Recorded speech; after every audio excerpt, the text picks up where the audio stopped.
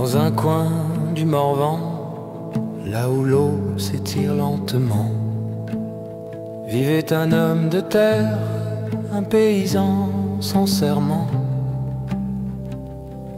Ni col blanc, ni banderole, ni mot d'ordre au vent, juste un vieux blé doré, des sillons et du temps. Il s'appelait Jean le Noir, pas un nom de légende,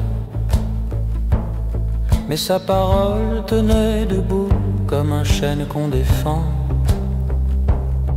Il parlait peu, pensait fort, voyait loin dans les orages, et sous ses ongles la France entière faisait barrage.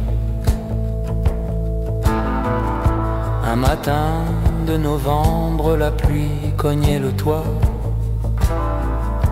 et Jean s'est dit, trop d'hommes crèvent sans savoir pourquoi. On nourrit des marchés, pas des ventres, c'est absurde. On s'endette en silence pour enrichir les bureaux du Nord. Alors il a ouvert la salle des fêtes, chauffé au poêle, pas de micro, juste la vérité qui se dévoile. Il a dit, si chaque ferme plante 30% de pois, on nourrit tout le canton sans qu'un camion passe par mois. Silence, puis un gosse a souri, puis un vieux a hoché. La mère a pris des notes, le curé a prêché. Et dans le brouillard du soir, une idée s'est levée. L'autonomie, ça ne signe pas de loi, ça se sème en secret. En 6 mois, la grange chauffait, l'école d'à côté, les abeilles revenaient, les chants recommençaient, les jeunes apprenaient à composter, les anciens à parler. Et le pain sentait à nouveau le pays retrouvé. Les journalistes sont venus, caméra, maquillage, mais Jean s'est contenté de dire en tournant la page, je fais pas d'écologie, je fais du bon sens. C'est juste que la France a oublié d'avoir confiance. Alors les villages voisins ont voulu faire pareil, les uns plantaient des lentilles, d'autres du seigle vermeil.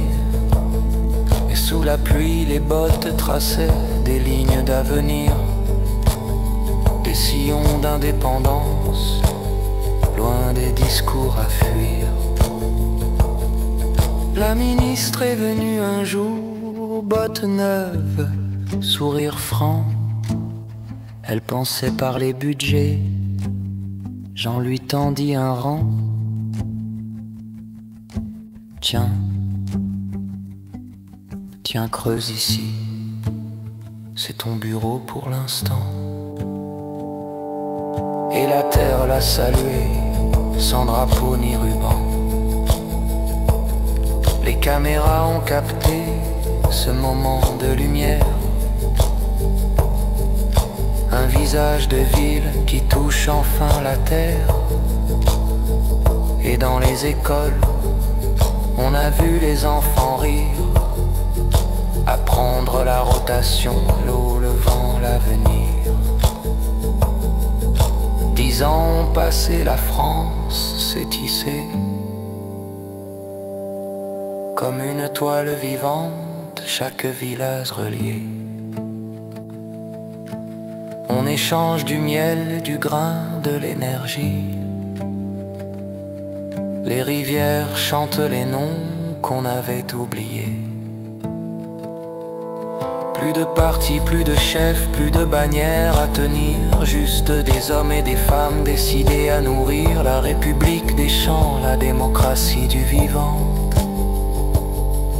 Le pays redevenu peuple debout, patient. Et Jean, un soir d'été, s'est endormi sur son banc. Pas de discours, pas de médaille, juste un vent caressant.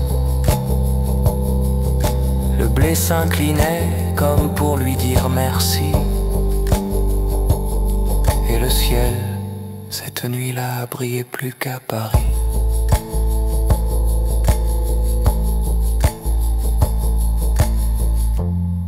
Les journaux ont écrit: un paysan a changé la France. Mais c'était faux, évidemment. Il n'a rien changé. Il a simplement rappelé aux autres comment vivre.